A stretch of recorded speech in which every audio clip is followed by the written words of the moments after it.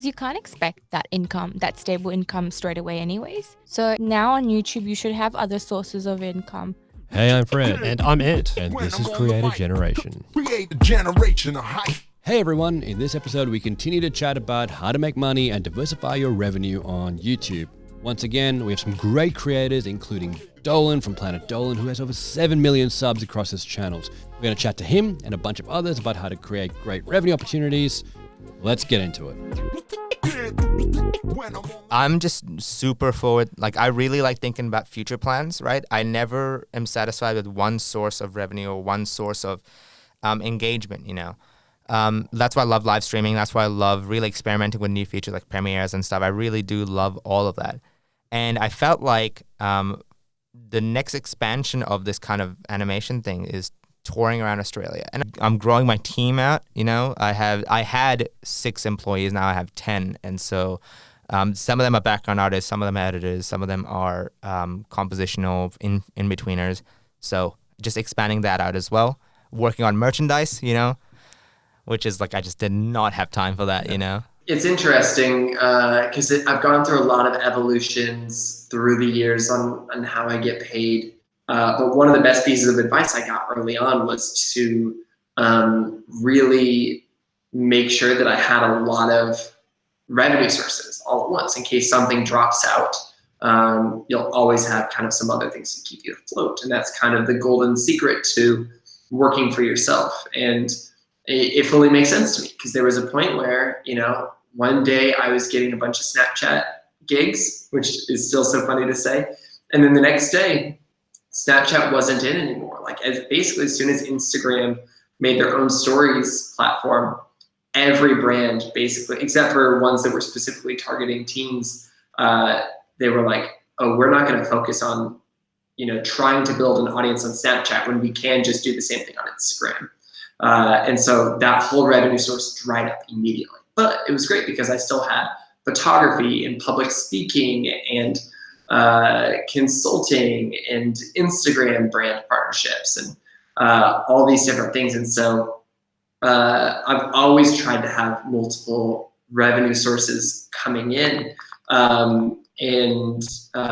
You know, but I think that they're always predicated on the things that I,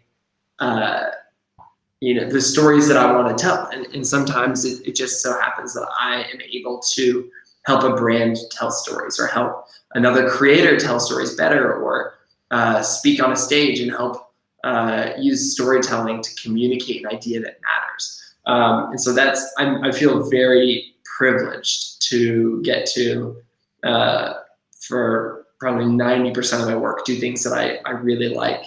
And, you know, for that other 10, I will gladly accept that as the payment for having to, for getting the privilege of doing things that I really am passionate about for my job.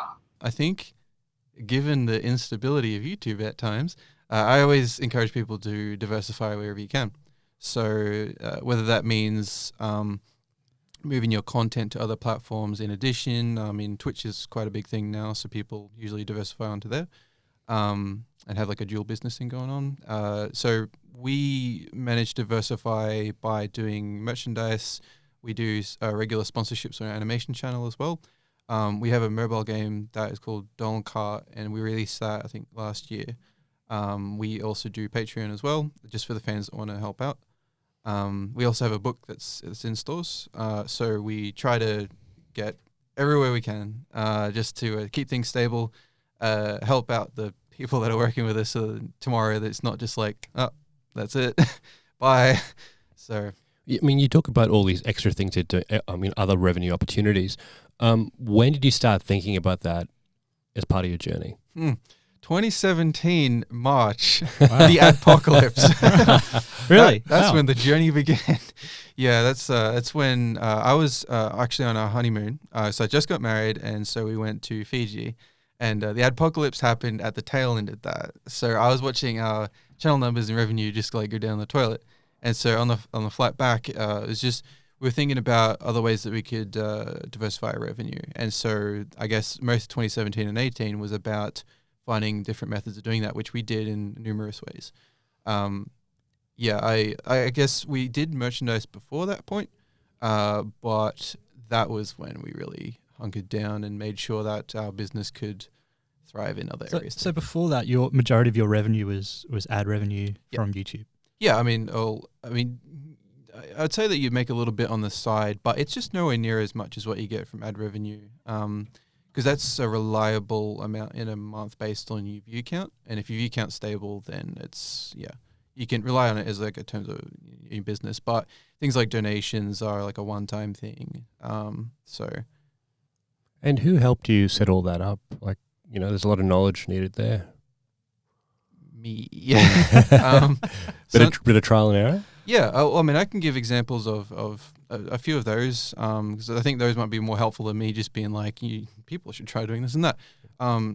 Pam Macmillan, the book publisher, they reached out to us, and so they just said, we were thinking about doing a book based on your countdown scripts that you got, and so we met up with them. That was a pretty straightforward process dealing with those guys. So in that case, they came to us. The game that we published was networking with a friend of ours that they basically specialize in helping you connect with other people who are interested in like making games or making cartoons or making movies, that kind of thing. And so that was a simple process of figuring out like what our brand strength is versus what they can output, and then helping each other. So that was a major bit of networking. But other things like Patreon, I mean, everyone knows Patreon. Merchandise, our same friend hooked us up with Hanabi, and Hanabi do a lot of merchandise for Rooster Teeth and a few others. But before that, we did, I think it was Teespring or something like that. So I mean, that was just as good, but at least this way we can get our merchandise into conventions and stuff. And a lot of these opportunities just came because we had already built up an audience. If you're just starting out, it's really hard to make connections like that. And so once you start to snowball a bit, then you can start to approach these companies or people that specialize in networking, and be able to connect with others who, you can have a mutually beneficial arrangement, that kind of thing. Now, you talked about, obviously, you diversifying in 2017. That's quite a bit after you started. Yep. For newer YouTubers or emerging YouTubers who want to be serious long term, do you recommend they start earlier thinking about those kind of things?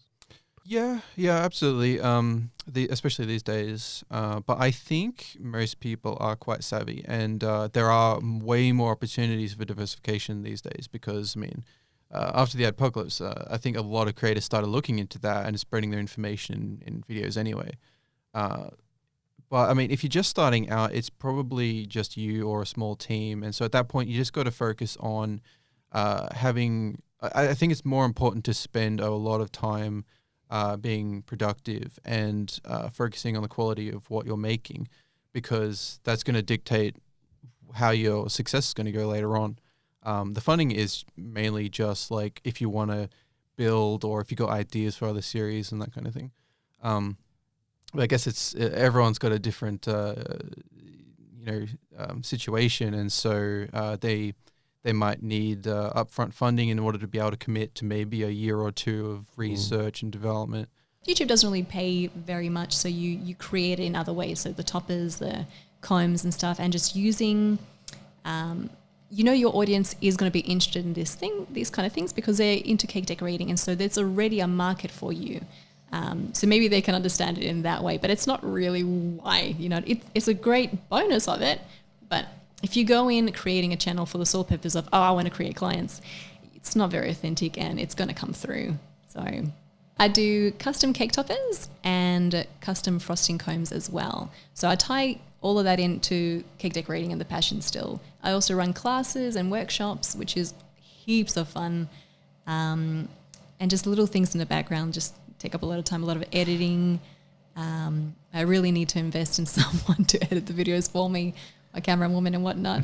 That'll really help too. So you do all of that yourself currently? Yes, I'm the camera woman, the marketer, the editor, and everything else. It's good fun. And I mean, I'm not complaining. I love it. And also then running additional businesses that are focused around your niche as well, right? That's it. Yeah. So you're out there marketing those, creating the cake toppers, selling them, everything. Customers traveling for classes and whatnot, and so from the toppers, the acrylic side of things, the laser cut system. So there's group classes, there's one-on-one classes. I have got some recorded classes as well that are available on Vimeo. So the pre-recorded classes are really great to help supplement and fund the channel and whatnot. It happened very slowly, and total transparency, it's still happening. Like we have not made it. We are still in the grind right now. So for us, it started to be little pieces of income, and it was mainly the website because we launched YouTube sometime after the website. So the website was sponsored posts. Maybe it was making like $140 a month. It was earning nothing. And then it started to be more sponsored posts and more, hey, will you come and stay at this hotel and we'll pay you $300 to stay here. And it was like little bits of freelance writing on the side for me as well. And then once the website really got a roll on, then we started to be able to set some rates and go, oh, okay, we can come out and do that for this much or this much. And it's been the same with the videos. We just started doing them off our own back, and then clients would come to us and say, can we engage you to make a video about this or that, and we'll pay you and you put it on your channel. But to be honest, we do make money behind the scenes as well. So brands see what we make and they see that skill and they go, oh, okay, well, we want 4 30-second long videos about our property in Noosa, for example. Can you come out and we'll pay you to make those? And I still do some design work on the side, just like Phoebe has sort of freelance writing, that sort of stuff. Yeah, it's very different for every client. Some of them are really tight on what they want and very clear. Sometimes they're really open and let you do whatever you want because they trust you and they know what you produce. Singapore Airlines are like that. Is one of them. We have they obviously have guidelines, like don't do anything terribly raunchy, of course. And we wouldn't anyway. They wouldn't approach you to work with them if you weren't a good fit for their brand anyway. But we go off gut feel a lot. And I think that's what people don't understand is we say no to a lot of things that come our way simply because it doesn't feel right. Something about this person, maybe they weren't organized, maybe just something doesn't come across right, or what they're asking you for. Like, who was it? Somebody said, oh, that's right, there was that trip recently. Remember that person came out of the blue and were like, we want to send you to this part of the world and we will send a camera crew and they will film you and then we will edit it and then we will give you the video and you will put that on your YouTube channel.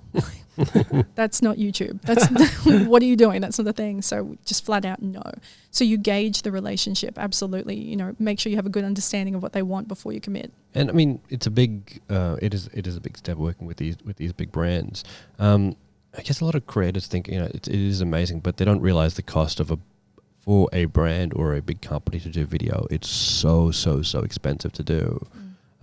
So to work with creators and influencers is actually quite cost effective for them. One is because the content is quite authentic and it reaches a big audience, but also because you're just natural content creators that can do it far more cheaply than a production crew can. Yeah. I didn't know that at first. I undervalued what we did totally and completely. I had no idea. And then I realized, I was like, wait a minute, we offer everything. So I do some freelance writing for CNN, so I can really write. Like if you need something really well done, I can do that for you. Matt puts together these incredible videos. I'm happy to be in front of the camera. We can take great photographs. We can do everything you want to do with 1-2-person team. And I didn't really realize the value of that. But it is, and we can price it so well for them that, it's insane that more brands don't work with creators because they're so talented. There's so many people out there who are so good at what they do and they price it better than really big production companies. Like as soon as you have the freedom of a little bit of budget, man, it just makes a difference. Like, you just feel like a bit of a weight lifted off your shoulders because then you're like, okay, these people are giving me this money. I can give them this content knowing that I'm being paid for what I feel like I deserve to be paid for. And then I can just put every single iota of my being into creating a solid piece of content without worrying about where the next paycheck is going to come from. Well, what about the creative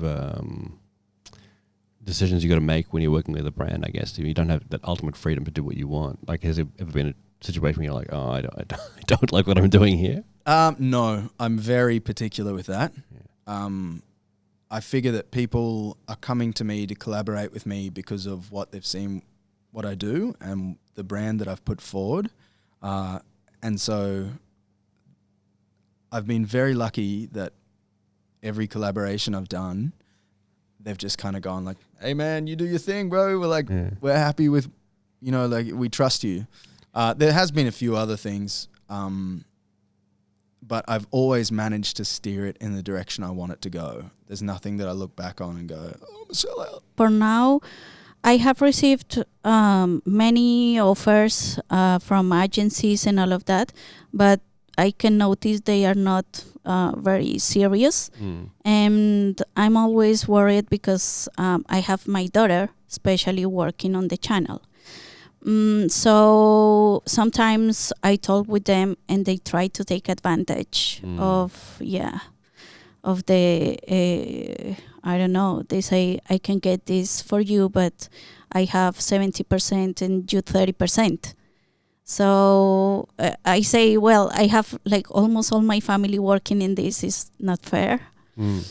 So yes, I think it's good to be careful with that kind of offers.